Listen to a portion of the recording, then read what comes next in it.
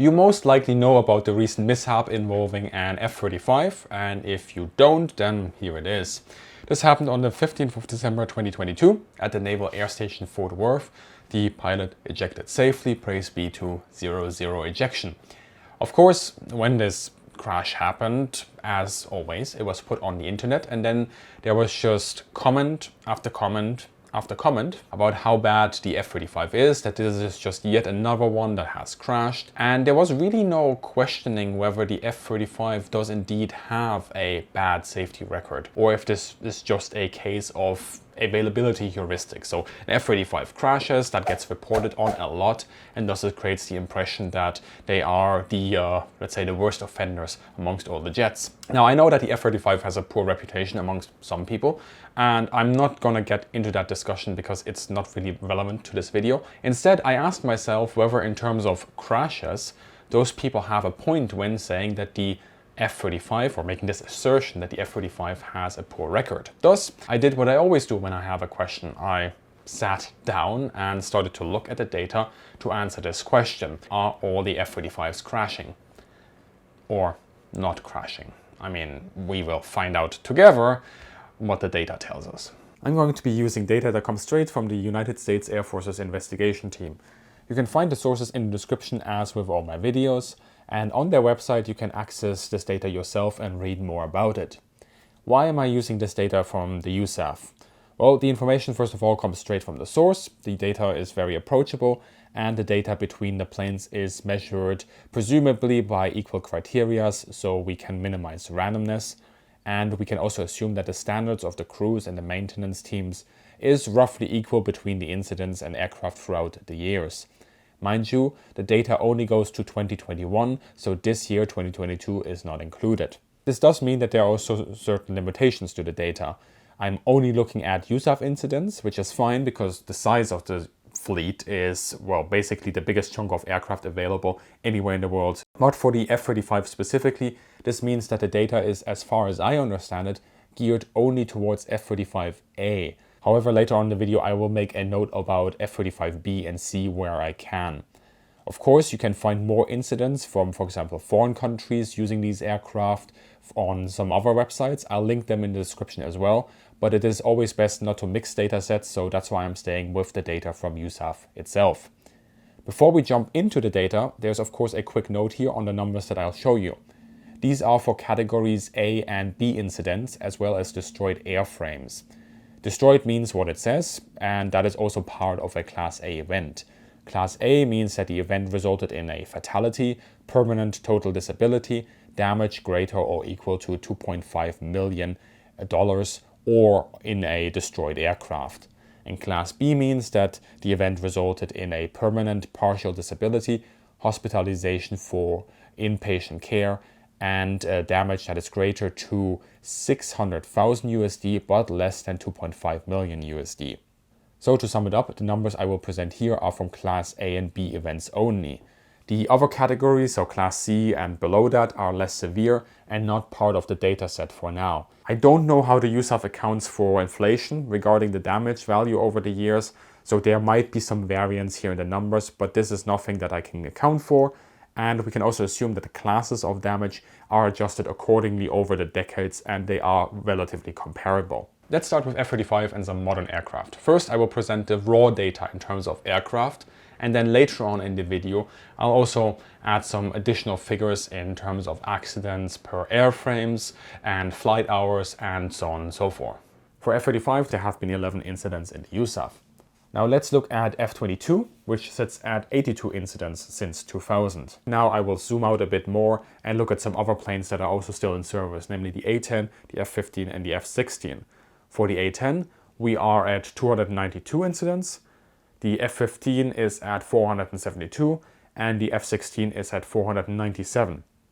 Again, I will add some additional context to these numbers later on in the video.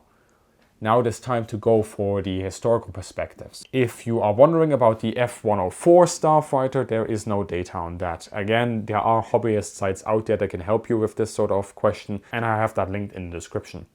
F-4 is at 658. The F-101 is at 355, and the F-100 has 1,326. The Sabre has 3,195 incidents. A very important point here is that I think we do see certain events like, for example, the Korean War and the Vietnam War included in the data. This does skew the numbers a bit where they occur, but if we go with the general assumption that a conflict is going to lead to an increase in incidents, then it somewhat evens out across all aircraft, and in any case, this is just a limitation of the data sets that we have to accept. To get a feel for the incident numbers per aircraft in relation to others, let's see how many Class A or B incidents you would expect to have per airframe.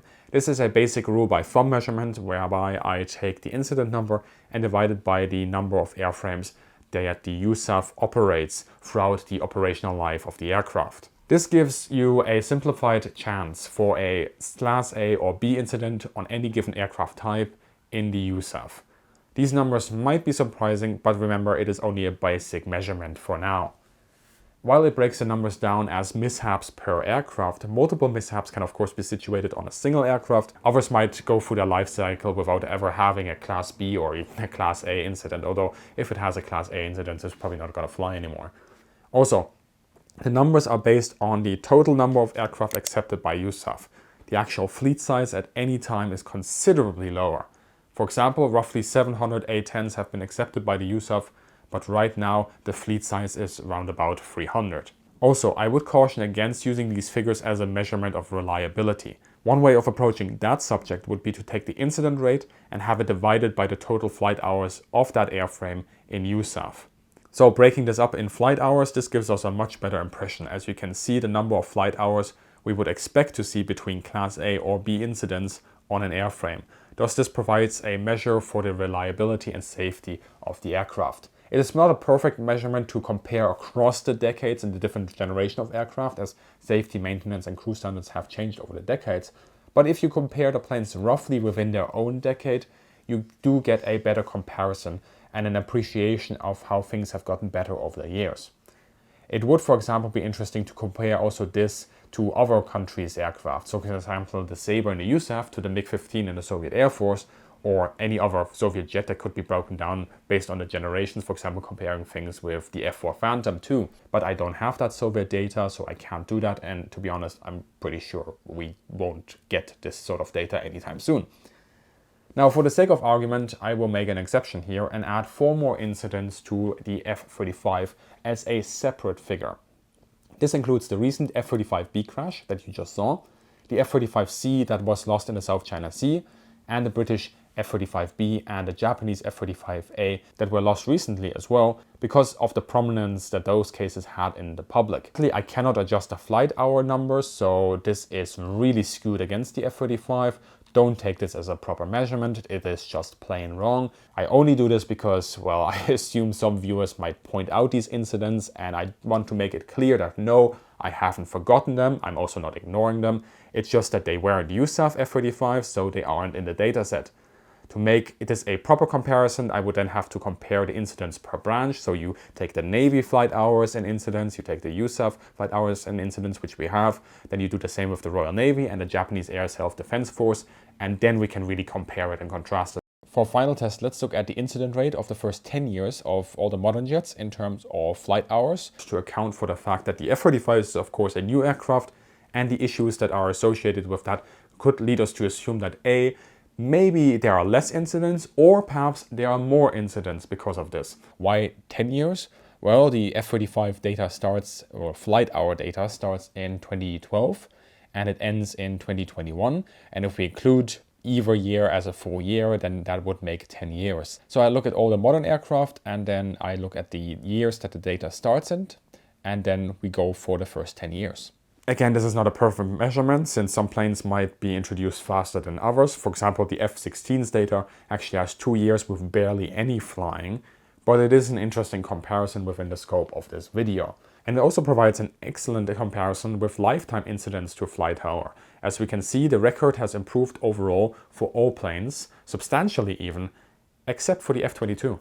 Why is there this trend towards fewer incidents? The data only suggests that this trend occurs, so what follows now is mainly speculation, but I think I have good grounds of making these sort of arguments for the improvement of the incident rate, or well, the improvement of the incident rate in terms of that there are less incidents now than there used to be.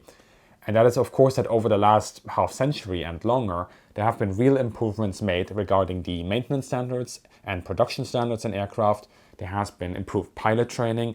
A more professional Air Force in general has appeared. There have also been regulation changes to flying and to what pilots can and cannot do, and to how maintenance crews should act and shouldn't act. And really, this has resulted in a mindset change over the generations, which gave rise to a more safety-minded Air Force rather than sort of the gung-ho, it'll be fine attitude of olden days, exactly because so many planes were lost back then and these tragedies were sometimes avoidable. Of course, beyond that, there have been improvements in the technology and the equipment that aircraft has, and the complexity for the pilot has also been reduced in operating the aircraft.